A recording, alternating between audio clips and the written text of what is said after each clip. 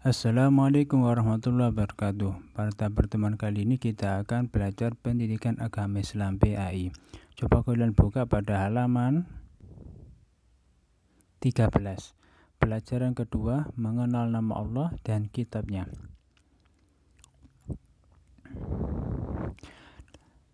Mari mengenal Allah SWT melalui Asmaul Husna. Apa itu Asmaul Husna? Asmaul Husna adalah nama-nama yang baik dan indah. Dan berapa jumlahnya Asmaul Husna? Sebanyak 99 nama.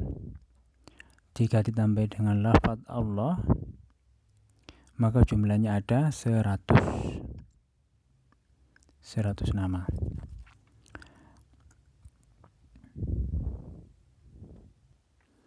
Asmaul Husna merupakan sifat-sifat Allah SWT yang Allah miliki sebagai Tuhan kita. Akan tapi pada penjelasan kali ini kita hanya dibatasi untuk mengenal Asmaul Husna. Ada 4. Pertama, Al-Mumit, yang artinya Allah SWT maha mematikan makhluknya. Kemudian yang kedua, Al-Hayyu. Al-Hayyu yang berarti yang maha hidup. Allah SWT maha hidup, yang mengatur dan memberikan kesempatan untuk hidup bagi manusia. Ketiga yaitu Al-Qayyum, artinya yang maha berdiri sendiri. Kemudian yang terakhir, yang keempat adalah Al-Ahad, yang mengandung arti Allah SWT Maha Esa. Artinya tidak ada Tuhan selain Allah Subhanahu wa Ta'ala. Jika kita manusia hidup, maka kita mendapatkan anugerah dari Allah SWT untuk hidup. Itu menunjukkan bahwasanya Allah SWT Maha Al-Hayyu. Kalau misalkan ada tetangga itu meninggal misalkan, atau siapa orang yang kita kenal meninggal, itu merupakan takdir yang Allah SWT tentukan bagi manusia tersebut untuk meninggal. Dan Allah SWT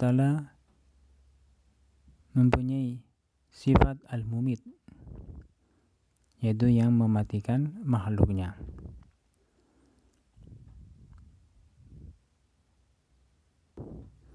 Pada kesempatan kali ini saya akan menugaskan kepada kalian untuk mencari dalam Al-Quran yang berkaitan dengan 4 Asmaul Husna ini. Al-Mumit, Al-Hayyu, Al-Qayyum, dan Al-Ahad. Di mana saja letaknya di dalam ayat Al-Quran? Caranya cukup mudah, tinggal kalian cari dalam ayat Al-Quran surat Al-Hadid. Ini untuk menunjukkan bahwasanya Allah SWT mempunyai sifat Al-Mumit yang pertama tadi. Bagaimana tugasnya? Yaitu tulis bahasa Arabnya dan terjemahnya di surat Al-Hadid ayat 2. Ini menjadi tugas kalian.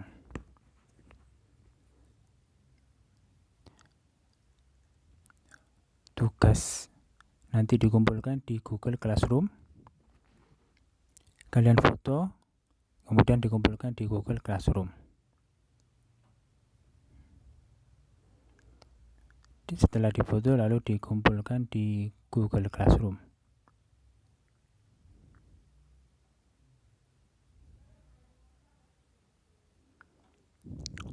Selanjutnya tulis Arab dan terjemahnya.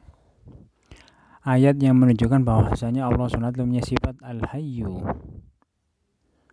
ada di surat apa? Di surat Al-Ghafir. Bagaimana bunyinya? Itu kalian tulis dan cari di dalam ayat Quran surat Ghafir ayat 65. Kemudian yang ketiga yaitu Al-Qayyum di surat apa? Di surat Al-Imran ayat kedua dan surat Thaha ayat 111. Kalian cari tulisan Arabnya dan terjemahannya.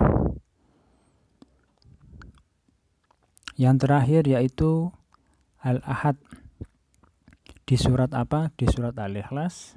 Kalian cari tulisan Arabnya dan terjemahannya. Hal ini agar kalian mengetahui di mana saja letak-letak dalam ayat Al-Quran yang menunjukkan Asmaul Husna.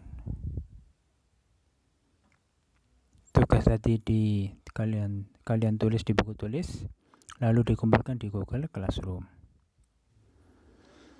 Sekarang kalian buka pada halaman 14. Aku ingin terpuji di hadapan Allah. Ini adalah merupakan sifat baik yang perlu kita sebagai manusia agar terpuji di hadapan Allah SWT. Kalau terpuji di hadapan seseorang manusia, maka itu disebut riya. Berbeda lagi kalau terpuji di hadapan Allah, itu merupakan ibadah. Dan itu merupakan ciri anak yang soleh.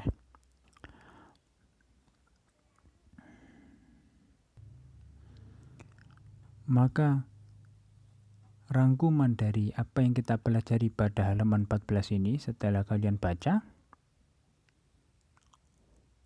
dan kalian memahaminya, bahwasanya kita diwajibkan untuk mengimani, mempercayai bahwasanya Allah SWT mempunyai sifat-sifat yang 4 ini, termasuk sifat-sifat Asmaul Husna yang tidak disebutkan dalam buku ini. Jumlahnya ada 99 Asmaul Husna. Jumlah dari 99 Asmaul Husna perlu kita imani. Maksud dari ibadah iman adalah kita percayai bahwasanya Allah SWT ada dan mempunyai sifat-sifat tersebut, yang 99. Al-Mumit yang pertama mengandung arti sifat Allah SWT Maha mematikan. Oleh karena itu kita seharusnya mengucapkan doa selalu meninggal dalam keadaan husnul khotimah. Itu merupakan akhir hidup seseorang, maka dianjurkan untuk selalu berdoa. Entah itu memakai bahasa Indonesia atau memakai bahasa Arab, boleh. Matikanlah kami, ini termasuk salah satu doanya, matikanlah kami dalam keadaan husnul khotimah. Amin ya rabbal alamin. Kemudian yang kedua, Al-Hayyu. Kita mengimani bahwasanya Allah SWT Maha hidup.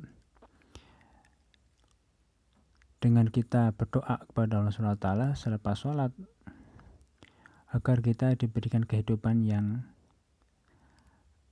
enak dan lancar rezeki, dan bisa hidup dalam keadaan ibadah pada Allah SWT. Yang ketiga yaitu Al-Qayyum. Al-Qayyum artinya Allah SWT Maha berdiri sendiri.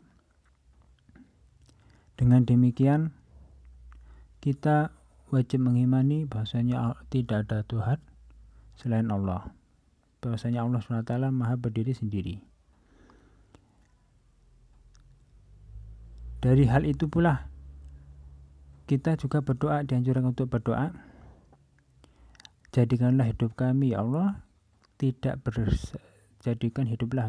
jadikanlah hidup kami tidak selalu bergantung pada orang lain.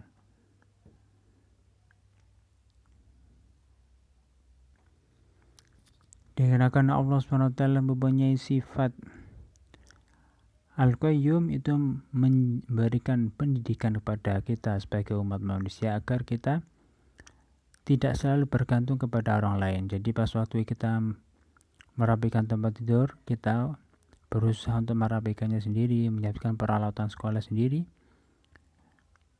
kemudian berpakaian sendiri. Apapun yang kita lakukan sendiri, jadi dengan bacaan Bismillahirrahmanirrahim, dengan meminta kepada Allah SWT agar kita ditolong selalu. Jadi bukan sendiri-sendiri dari Allah SWT, bukan, tapi kita sendiri dari makhluk lain dan mengharap kepada Allah Subhanahu wa taala dalam segala hal. Itu merupakan pendidikan yang kita bahas di sini tentang makna Al-Qayyum. Yang terakhir yaitu Al-Ahad. Al-Ahad mempunyai sifat mengandung arti Allah SWT itu Maha Esa, Maha Tunggal. Ini terdapat dalam surat yang tadi, bisa kalian cari di surat Al-Ikhlas.